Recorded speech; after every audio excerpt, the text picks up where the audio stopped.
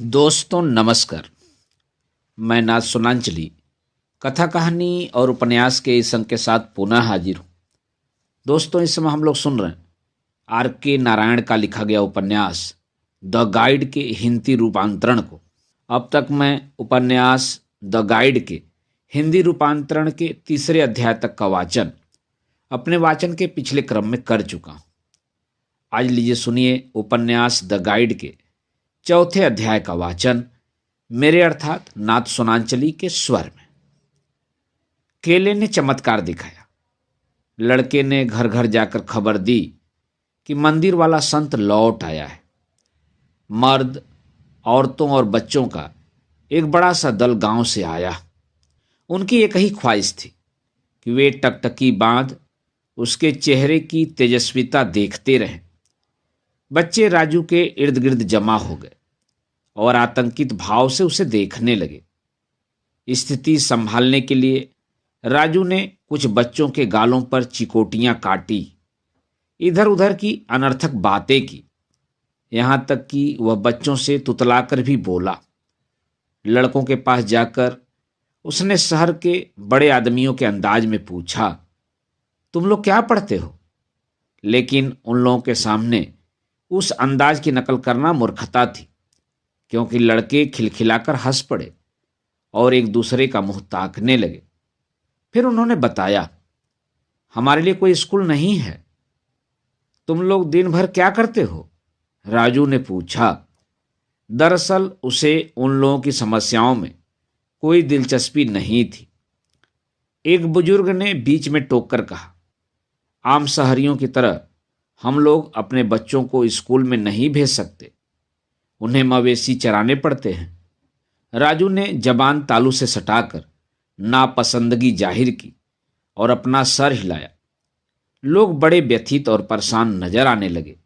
राजू ने रौब से समझाया, सबसे पहले लड़कों का फर्ज है पढ़ना। इसमें शक नहीं कि उन्हें अपने माँ बाप की मदद करनी चाहिए, लेकिन उन्हें पढ़ाई के लिए भी वक्त निकालना चाहिए। फिर किसी आकस्मिक प्रेरणा के वशीभूत होकर वह बोला, अगर इन्हें दिन में पढ़ाई का वक्त नहीं मिलता तो क्यों नहीं वे शाम के वक्त इकट्ठे होकर पढ़ सकें? कहाँ? किसी ने सवाल किया।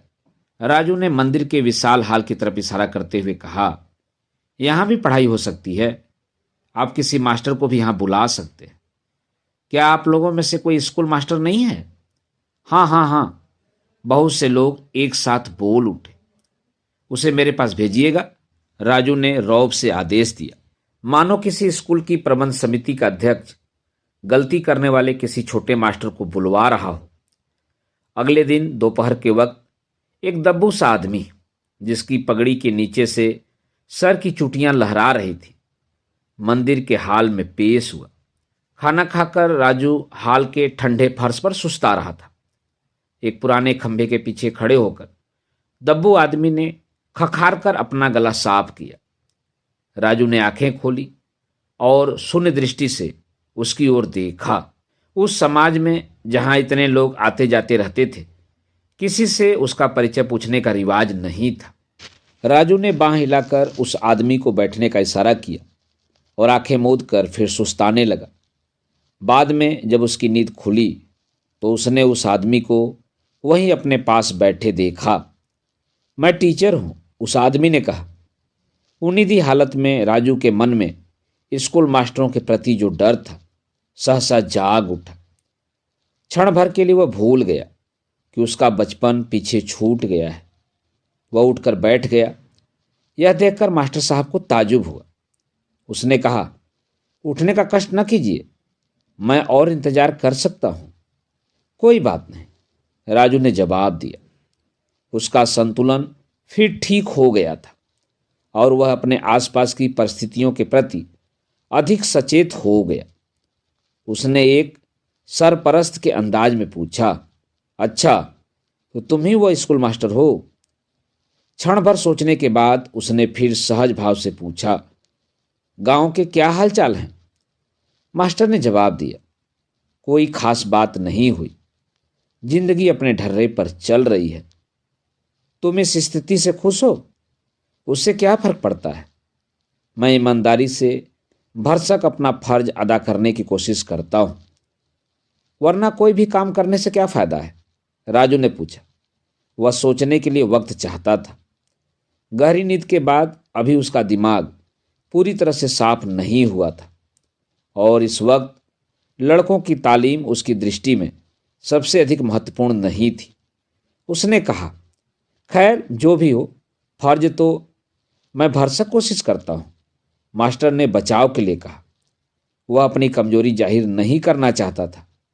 आधे घंटे की बातचीत के बाद मास्टर ने खुद स्थिति को साफ करते हुए कहा, लगता है कि आपने ही यह सुझाव दिया है कि लड़कों को रात के वक्त यहाँ इकट्ठा करके पढ़ाना चाहिए। ओह, हाँ हाँ हाँ, मैंने यह बात कही थी, लेकिन इस मामले में फैसला सिर्फ तुम ही लोगों को लेना है।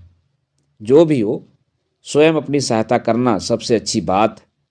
मैं आज यहाँ हूँ, हो सकता है कि कल मैं यहाँ से चला जाऊँ। यह काम तुम ही को करना है। मेरा मतलब है कि अगर तुम्हें स्कूल के लिए जगह की ज़रूरत हो तो तुम इस जगह का इस्तेमाल कर सकते हो।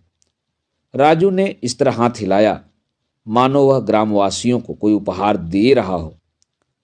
क्षण भर के लिए मास्टर किसी सोच में पड़ गया और बोला, लेकिन मुझे पक्की तरह मालूम नहीं। अचानक राजू ने पक्का फैसला कर लिया और उसने रौब से दलीलें देनी शुरू कर दी। मैं लड़कों को साक्षर और अक्लमंद देखना चाहता हूँ। फिर उसने जोश में कहा, हर आदमी को सुखी और अक्लमंद बनाना हमारा फर्ज है। इस परोपकारिता का मास्टर पर बहुत गहरा असर पड़ा। उसने कहा, आपके निर्देशन में मैं कुछ भी करने के लिए तैयार हूँ। राजू ने इस स्थिति को स्वीकार करते हुए कहा, मैं तो माध्यम मात्र हूँ, निर्देशन करने वाला तो ईश्वर है। इस मुलाकात के फलस्वरूप मास्टर में एक अद्भुत परिवर्तन आ गया। अगले दिन वह 1 दर्जन बच्चों को लेकर खंभों वाले हाल में पहुंचा। बच्चों के माथे पर तिलक लगे थे और रात की खामोशी में उनकी स्लेटों की खड़खड़ाहट सुनाई दे रही थी।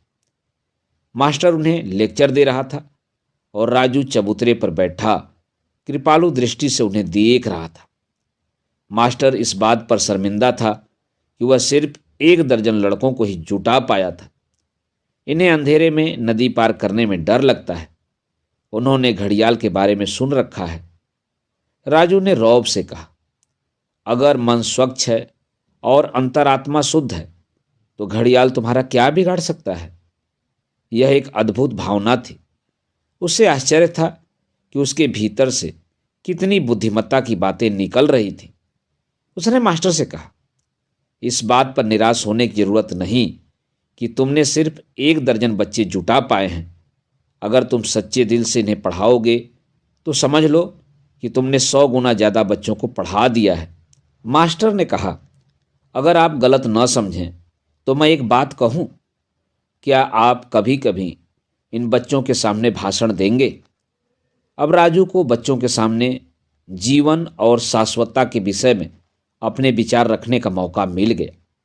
उसने उन्हें दिव्यता, स्वच्छता, रामायण और महाकाव्यों के पात्रों के विषय में बताया और सब प्रकार की बातें की। वह अपनी आवाज़ से सम्मोहित हो गया था। टिमटिमाती रोशनी में बच्चों के ऊपर उठे चेहरों को देखकर उसे लगा कि उसका आकार बढ़ता जा रहा है। इस दृश्य की भव्यता ने सबसे अधिक राजू को प्रभावित किया था। अतीत पर गौर करने से मुझे विश्वास हो गया है कि आखिरकार मैं बुद्धू बिल्कुल नहीं था। मुझे लगता है कि हम अपनी अक्लमंदी का सही अनुमान नहीं लगा पाते। मुझे याद है किस तरह मैं अपने मन को तैयार कर रहा था। स्टेशन की दुकान पर काम करते वक्त मैंने बहुत सी अच्छी पुस्तकें पढ़ी थी। मैं रोटी और सोडा वाटर बेचा करता था। कई बार स्कूल के बच्चे अपनी किताबें बेचने के लिए मेरे पास आया करते थे। मेरे पिता अपनी दुकान को बहुत बड़ा समझते थे, लेकिन मैं उनके साथ सहमत नहीं था। रोटी बिस्कुट के बदले में पैसा लेना मुझे बहुत साधारण और फालतू काम मालूम होता था। मुझे हमेशा यह महसूस होता था कि मैं किसी बेहतर काम के लिए बना हूँ। उसी साल बरसात के मौसम में मेरे पिताजी चल बसे। उनकी मौत अचानक ही आ गई थी। वे रात को देर तक झोपड़ी वाली दुकान में बिक्री और अपने दोस्तों से बातचीत करते रहे थे। फिर नकदी गिनने के बाद वे घर आए, चावल और दही खाकर सो गए। उसके बाद वे नहीं उठे। मेरी माँ ने वैदव्य के अनुकूल अपने को ढाल लिया। पिताजी काफ़ी पैसा छोड़ गए थे, जिससे आसानी से गुजारा हो सकता था। मैं अब ज़्यादा वक्त माँ की देखभाल में लगाता। माँ की रजामंदी से मैंने झोपड़ी वाली दुकान बंद कर दी और स्टेशन की दुकान को नए ढंग से चलाने लगा। मैं पुराने अखबार और पत्रिकाएं रखने लगा और स्कूलों की किताबें खरीदने और बेचने लगा। मेरे ग्राहकों की संख्या अधिक नहीं थी, लेकिन ट्रेन में सफ़र करने वाले विद्यार्थियों की संख्या बढ़ने लगी थी। 10:30 वाली लोकल गाड़ी में एल्बर्ट मिशन कॉलेज जाने वाले नौजवान भरे रहते थे। यह कॉलेज मालगुड़ी में हाल में ही खुला था। मुझे लोगों से बातें करने का और उनकी बातें सुनने का शौक था। मुझे ऐसे ग्राहक पसंद थे जो सिर्फ केला खाने के लिए मुंह नहीं खोलते थे, बल्कि फसलों, कीमतों और मुकदमेबाजी के सिवा किसी भी विषय पर बातचीत कर सकते थे। पिताजी की मृत्यु के बाद एक एक करके उनके पुराने दोस्त अदृश्य हो गए, क्योंकि कोई उनकी बात सुनने वाला नहीं था। ट्रेनों का इंतजार करने वाले विद्यार्थी मेरी दुकान पर इकट्ठे होते थे। धीरे धीरे नारियल के ढेर की जगह किताबें इकट्ठी होती गईं। लोग पुरानी और चुराई हुई चीज़ें, हर किस्म की छपी हुई चीज़ें मेरे पास लाकर पटक देते थे। मैं सौदेबाजी में पक्का था। खरीदते वक्त उदासीनता का अभिनय करता और बेचते वक्त बहुत सतर्कता से काम लेता था। कायदे के मुताबिक तो यह गलत कार्य था, लेकिन स्टेशन मास्टर हमारे परिवार का मित्र था। वह और उसके बच्चे मेरी दुकान से बेहिसाब चीज़ें उधार पर ले जाते थे और पढ़ने की सामग्री भी वह मेरी दुकान से मंगवाता था। सौदा लपेटने के लिए पुराने कागज़ की तलाश करते करते मैंने किताबें बेचनी शुरू कर दी थी। मुझे यह सख्त नापसंद था कि लोग हाथ में चीज़ें उठाकर लिए जाएं। मैं चीज़ों को अच्छी तरह लपेट कर देना चाहता था, लेकिन जब तक मेरे पिताजी का रौब-दाब था, वे कहा करते थे, अगर कोई अपने साथ कागज़ लाता है तो बेशक चीज़ें लपेट कर लिए जाए। मैं तो उसकी चीज़ें लपेटने से रहा। इतना कम मुनाफा होता है कि हम कागज़ का खर्च नहीं उठा सकते। अगर किसी को तेल की ज़रूरत होती है तो वह अपना बर्तन साथ लाए। क्या बर्तन देना भी हमारा जिम्मा है? पिताजी के इस दर्शन को देखते हुए हमारी दुकान में कागज़ की चिप्पी मिलना भी मुश्किल था। पिता की मृत्यु के बाद मैंने नई नीति अपनाई। मैंने दूर दूर तक यह प्रचार किया कि मुझे रद्दी कागज़ और किताबों की ज़रूरत है। जल्द ही दुकान पर कागज़ों का ढेर लग गया। फुर्सत के वक्त मैं कागज़ों को तरतीब से छांटता था। जब ट्रेनों का वक्त नहीं रहता था और प्लेटफार्म पर खामोशी छा जाती थी, तो मैं किस्म किस्म की किताबों के बंडल खोलकर आराम से बैठकर पढ़ने लगता था और बीच बीच में खेत में उगे इमली के विशाल पेड़ को देखने लगता था। कुछ किताबें मुझे दिलचस्प मालूम होती थी, कुछ को पढ़कर मैं उकता जाता था और कुछ को पढ़कर मैं घबरा जाता था और अपनी जगह पर बैठे बैठे सो जाता था। मुझे ऐसी किताबें पसंद थीं जिनसे मन में नेक विचार पैदा होते थे या जिनमें आकर्षित करने वाला जीवन दर्शन रहता था। मैं प्राचीन मंदिरों, खंडहरों, नई इमारतों, जंगी जहाज़ों, सिपाहियों और खूबसूरत लड़कियों की तस्वीरों को देखता था, जिनके विचार हर वक्त मेरे दिल में मंडराते रहते थे। रद्दी कागज़ों से मैंने बहुत कुछ सीखा। राजू का भाषण सुनकर बच्चे मंत्रमुग्ध हो गए थे। यहाँ तक कि मास्टर भी आश्चर्य से मुंह बाए बैठा था। घर जाकर बच्चों ने वे आश्चर्यजनक बातें अपने माँ बाप को बताई जो उन्होंने राजू से सुनी थी। वे अगले दिन फिर वहाँ आकर राजू का भाषण सुनने के लिए बेचैन थे। जल्द ही बच्चों के माँ बाप भी बच्चों के साथ आने लगे और उन्होंने क्षमा याचना के स्वर में कहा, महाराज, बच्चे रात को देर से लौटते हैं, खास तौर पर नदी पार करने में इन्हें डर लगता है। राजू ने कहा, बहुत खूब, बहुत खूब। मैं खुद आप लोगों को यही सुझाव देने वाला था। मुझे खुशी है कि आप लोगों ने इस बात को सोचा। कोई हर्ज नहीं अगर आप भी अपना मुंह बंद रखें और कान खुले रखें, आपका भला होगा।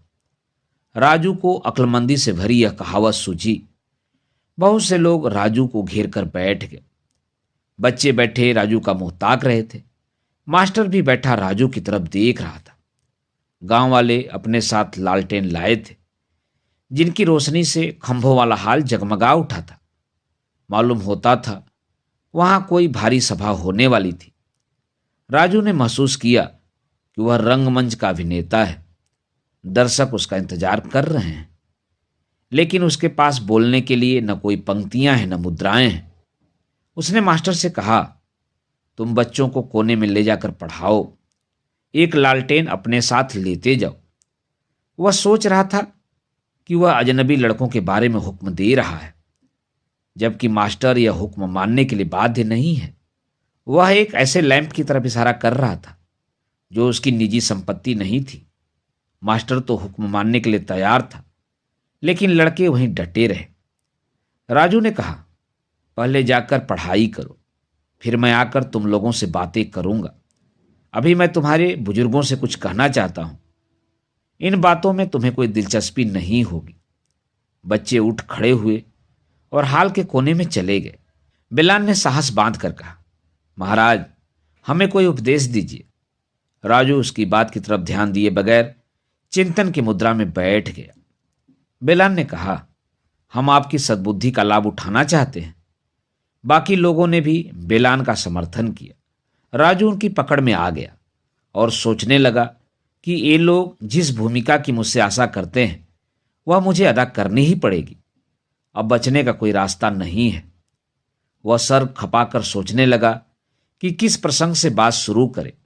क्या वह मालगुड़ी के दर्शनीय स्थानों के बारे में बात करे, या कोई नैतिक उपदेश दे, या बताए कि किसी जमाने में अमुक अच्छे या बुरे व्यक्ति ने अमुक काम करते समय असफलता से व्यग्र होकर ईश्वर से प्रार्थना की, इत्यादि इत्यादि। वह उबने लगा था। लगता था अब वह केवल जेलखाने की जिंदगी और उसके फायदों के बारे में ही अधिकारपूर्वक बातचीत कर सकता था। खास तौर पर ऐसे व्यक्ति के लिए यह विषय सर्वथा अनुकूल था, जिसे लोग गलती से साधु या महात्मा समझ बैठे थे। सब लोग आदरपूर्वक राजू की प्रेरणा की प्रतीक्षा कर रहे थे। उसके जी में आया कि चिल्लाकर कहे, अबे बेवकूफों, मुझे अकेला क्यों नहीं छोड़ते? अगर मेरे लिए खाना लाए हो तो धन्यवाद, खाना यहीं छोड़कर चले जाओ। फिर लंबी सोच भरी खामोशी के बाद ये शब्द उसके मुंह से निकले, हर चीज का अपना वक्त होता है, जिसके लिए इंतजार करना पड़ता है। अगली कतार में बैठे बिलान और उसके साथी क्षण भर के लिए परेशान नजर आए। अभी भी उनकी मुद्रा आदरपूर्ण थी, लेकिन राजू की बात का सिर पैर उनकी समझ में नहीं आ रहा था। थोड़ी देर खामोश रहने के बाद उसने बड़प्पन की मुद्रा बनाकर कहा, मैं फिर किसी दिन आप लोगों से बात करूंगा। एक आदमी ने सवाल किया, किसी और दिन क्यों महाराज? बस ऐसा ही होगा, राजू ने रहस्यपूर्ण अंदाज में कहा। मेरी सलाह है कि जब तक बच्चे अपना सबक खत्म न कर लें, आप सब सुबह से लेकर अब तक की अपनी बातों और कामों पर संजीदगी से गौर करें। कौन सी बातें और कौन से काम? इस सलाह से परेशान होकर एक ने पूछा। अपनी बातें। आज सुबह से अब तक अपने मुंह से निकले हुए हर शब्द पर गौर करें। मुझे तो ठीक से याद भी नहीं, इसीलिए तो मैं कहता हूं कि याद करो और गौर करो। जब तुम्हें अपने शब्द ही याद नहीं हैं, तो दूसरों के शब्द कैसे याद रहेंगे? इस चुटली उक्ति से श्रोताओं का मनोविनोद हुआ। लोग दबे स्वर में हंसने लगे। हंसी बंद होने पर राजू ने कहा, मैं चाहता हूं आप सब लोग अपनी मर्जी से स्वतंत्र रूप से इन बातों पर गौर करें, ताकि आपको जानवरों की तरह न हाँका जाए। इस सलाह पर कुछ लोगों ने विनम्र स्वर में अपना मतभेद प्रकट किया। बिलान ने पूछा, महाराज, यह काम हमसे कैसे होगा? हम खेत जोतते हैं और मवेशियों की देखभाल करते हैं। ये सब तो हमारे बस की बातें हैं। लेकिन ऊंची बातें सोचना हमारे बस में नहीं है, यह मुमकिन नहीं। आप जैसे बुद्धिमान व्यक्तियों को ही ये बातें सोचनी चाहिए। और आप हमें सुबह से कही गई बातों की याद क्यों दिलाना चाहते हैं? खुद राजू को इसका जवाब मालूम नहीं था, इसलिए उसने कहा, अगर आप ऐसा करेंगे तो आपको स्वयं ही इसका कारण मालूम हो जाएगा। लगता था कि रहस्यपूर्ण उक्तियों में ही महात्मापन निहित था। उसने पूछा, बिना कोशिश किए ही आप लोग अपनी क्षमताओं को कैसे जान सकते हो?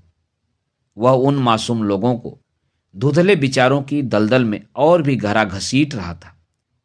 उसके एक भक्त ने शिकायत की, मुझे तो यह भी याद नहीं कि मैंने थोड़ी देर पहले क्या कहा था। आदमी के दिमाग में बहुत सी चीजें आती हैं। बिल्कुल ठीक, मैं यही तो चाहता हूं कि तुम इस कठिनाई को पार करने की कोशिश करो, राजू ने कहा।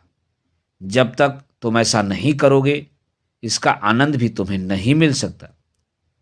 उसने भक्त मंडली में से 3 जनों को चुनकर उनसे कहा, तुम लोग कल या किसी और दिन जब यहां आओ तो तुम में से हर एक मुझे कम से कम ऐसे 6 शब्द दोहराकर बताना जो तुम सुबह से बोलते रहे हो।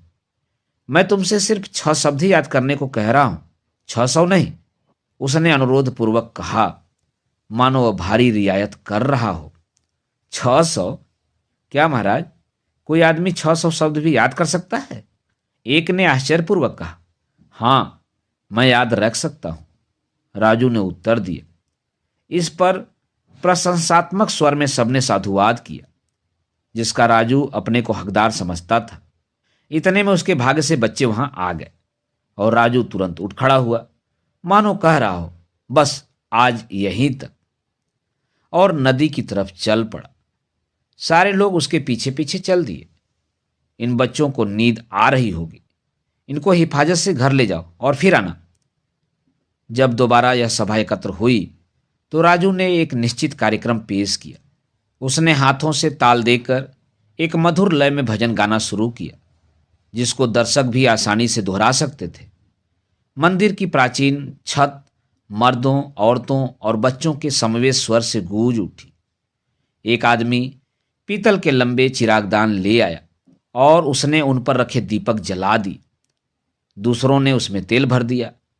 कुछ लोग इन दीपकों के लिए सारे दिन बैठे रुई की बत्तियां बटते रहे।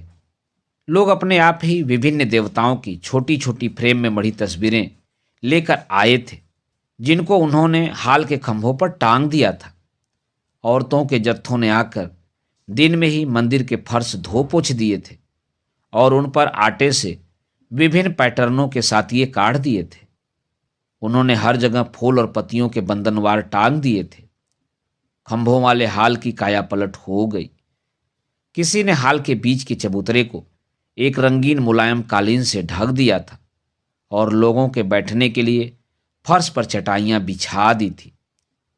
राजू ने शीघ्र ही महसूस किया कि अगर वह दाढ़ी रख ले और उसके केस बढ़कर उसकी नाभि तक आ जाएं, तो भक्तों की दृष्टि में उसका सम्मान बहुत बढ़ जाएगा।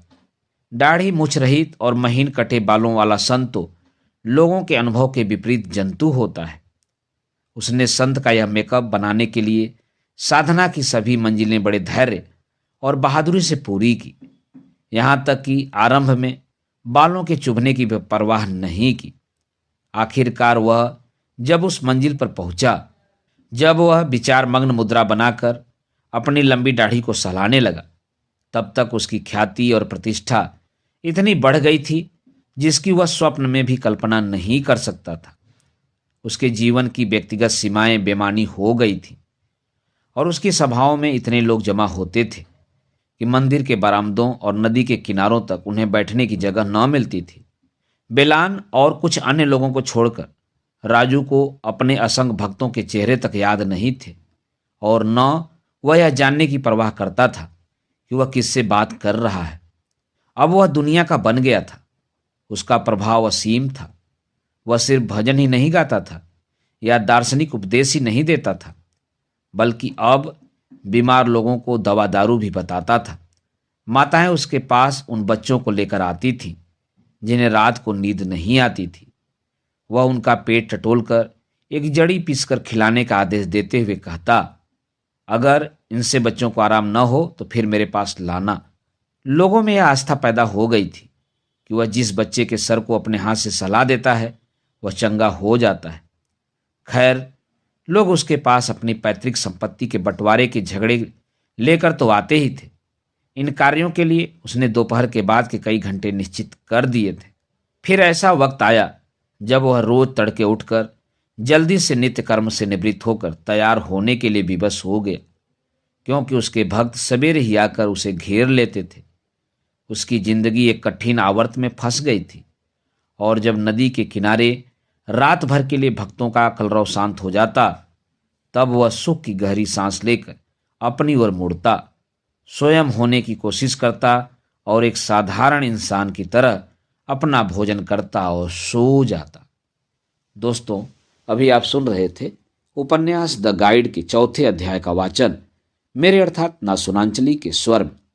दोस्तों, उपन्यास द गाइड के आगे के अध्यायों का वाचन आप मेरे वाचन के अगले क्रम में सुन सकते हैं। तो जुड़े रहिए कथा कहानी और उपन्यास के साथ। धन्यवाद। नमस्कार।